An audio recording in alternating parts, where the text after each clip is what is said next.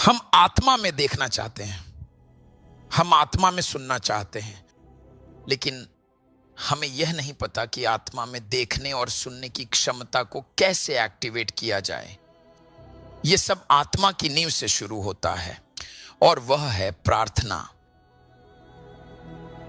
यदि आपके जीवन में समय के साथ प्रार्थना का अनुशासन है तो आप आत्मा में एक्टिवेट हो जाएंगे। मैं आपको बताता हूं कि कैसे पहचानें कि आप आत्मिक एक्टिवेशन से बहुत दूर हैं। यदि आपको प्रार्थना करने में संघर्ष होता है तो इसका अर्थ है कि आपकी आत्मा दबाव में है। प्रार्थना करने के लिए आपको आत्मा के द्वारा चलाया जाना चाहिए। जब आप आत्मा के द्वारा प्रार्थना करते हैं तो यह आत्मा की समझ को खोल देता है।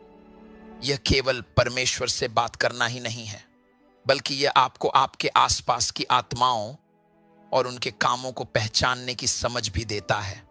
जब आप प्रार्थना करते हैं तो यह केवल आपके विश्वास या आपकी आत्मा को मजबूत करने के लिए ही नहीं होता। इसलिए जब आप आत्मा में प्रार्थना करते हैं, बाइबल कहती है जो अन्य भाषा में प्रार्थना करता है वह अपनी आत्मा की उन्नति करता है। इसका क्या मतलब है?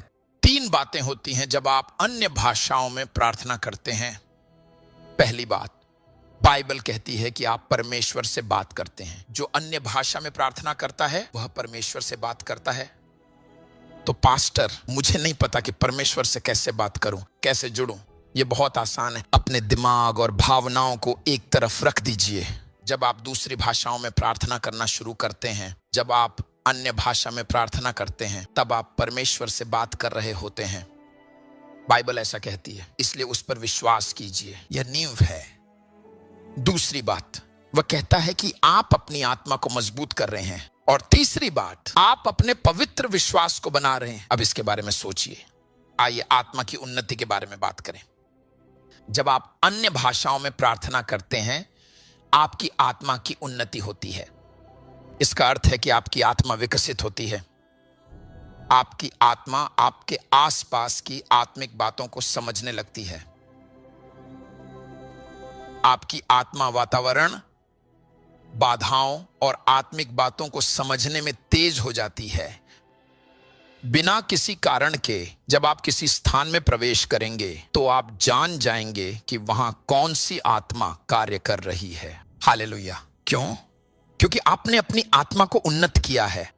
आपने अपनी आत्मा की सेंसिटिविटी को बढ़ाया है।